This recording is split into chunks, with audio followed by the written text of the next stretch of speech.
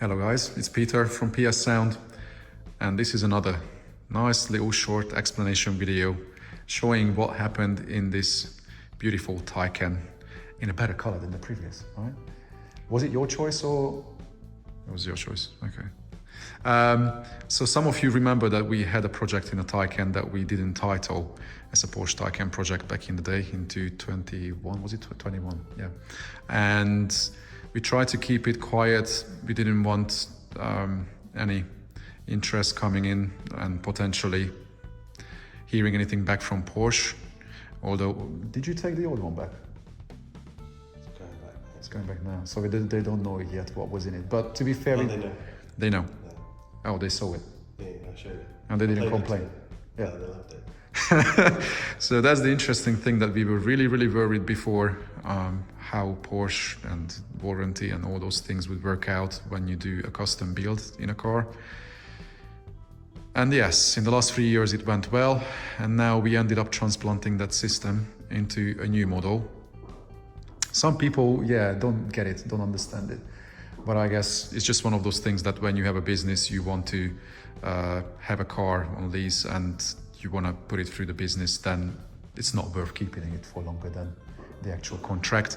And that's what's happening here. We got to the time we had to make a decision whether to get a completely different car or the same one, and you were not unhappy with the previous. Yeah. Are you still dreaming about a V8? I need it all. Yeah. So this was the first opportunity for us to transplant a system into exactly the same car. And so you're not going to see anything new, because it's exactly the same like we had it in the black one. And same way, we have a Zapco AP, the 6-channel AP running the front end. We have a small 2-channel down there in that little cavity. There's a tiny little 2-channel down there, the ST range 2-channel amplifier that runs the rear fill. And then underneath here, I may have to put I can't talk. I have to put pictures in, because underneath this you have a 2-channel AP running these two Acoustic Elegance 15s and a HDSP5 controlling everything. So nothing changed. Mid bass is still in the door, although we've been talking about now doing something a bit more drastic. Of course, if you want to keep the car without major customization, not to cut it up, then that's the only way.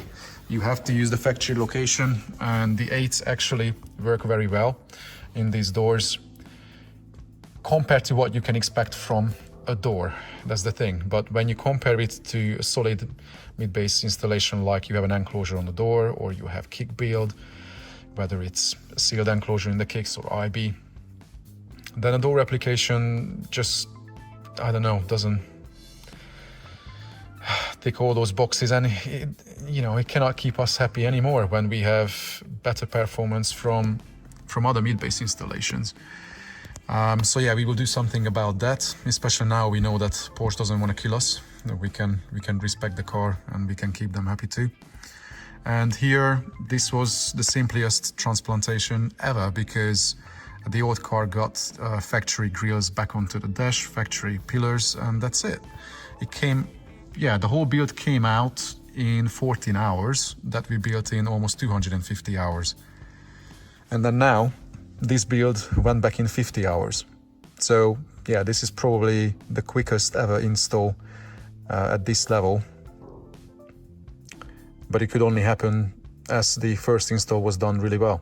So everything went to plan, went very smoothly. The whole wiring and everything went back easy. Same way we use the factory head unit with most integration. We have the NAV TV Zen M. No, Zen M is for the Mercedes, Zen 5 is for Porsche, that's what we have. So we have the most integration, which is all tucked away underneath the footrest. That's where we had the factory amp that now we bypassed and took out. And we just take the fiber optic line from the head unit, and it goes through the Zen box, and we get optical signal out of it running into the DSP. And that's how we can control every single speaker run them fully active and do the magic, the tuning magic we always do. So that's how this three-way front end with the Accuton mid-end tweet, hybrid audio L8 SE in the doors, some rear feel, and then the two acoustic Elegance. Actually, there you go, you can see them right behind me. They do a nice job, although we may also change them just to try something new, see what difference we can get. Because now we know that the platform works. It's nice to listen to music in an electric car where you have no engine noise, no transmission noise. Tire noise is the only thing that's potentially a bit of an enemy, because the car has huge tires. But to the time you think about how much noise you got rid of simply having no engine, by then it's still quieter than most cars, and then you can really appreciate music at lower levels as well. But here we are, quickest ever proper high-end build in such a beautiful car with such a beautiful color. What is this color called? Gray. Okay, so it's not the Nardo grey like Elegance. No, that's dark. That's an Audi color. Yeah, This is crayon. crayon. Okay, I like it. It's definitely nice. It's definitely a very nice color. So here we are. You might see updates of this in the future when we do little changes to it. Although you were fine with it for almost 3 years, Yeah. until you heard some other cars from us. Oh, it's subtle changes, but Yeah, so I'll change sample of that one. So, guys, if you want to see little updates from this, so I always say we have more daily updates, behind the scene content on Patreon, then check out description. And then you can see what happened in this, little suggestions and things like that we can always add when we work on these cars every day, and then we can show what to look out for, how things run, where to run cables in, especially if you have a Taycan. Although how many people will have a system at this level in a Taycan? Not many. I've seen a few in California. There's a shop, Simplicity in Sound, in California, where they build a few Taycans. So those guys also know how this platform works. Although I don't know what differences you have between a right-hand driven and a left-hand driven. You know, I don't think it's such a big difference. But it's fantastic that you get all the 12-volt power you ever want for an audio system. We had a clamping test for this car back 3 years ago, and that's on YouTube, isn't it? I think I shared it on YouTube, where we showed how much the system is actually pulling on full tilt, and we never saw more than 70-80 amp with this system layout, even when it's playing full tilt. So it doesn't add much current draw to the system, because what people mustn't forget that yes, we have a tiny 12-volt battery with an inverter, but in front of the inverter we have 800-volt battery pack.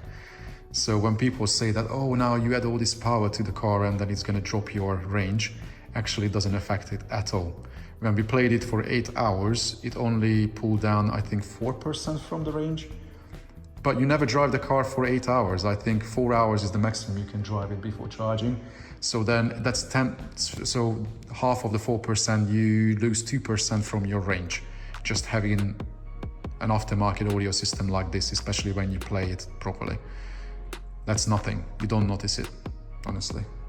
So yeah, it's beautiful. You get 13.4 volts solid power all the time, with big Class AB amplifiers, 6-channel and a 2-channel, and a tiny little one for the rear feel.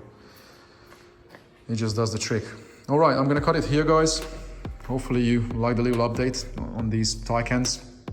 And as I say, there will be follow-up. Check out description for the links, guys. You will also have a link to the old project. You will see what happened in that, because we shared more content of that one. And then I'll see you in the next one. Take care.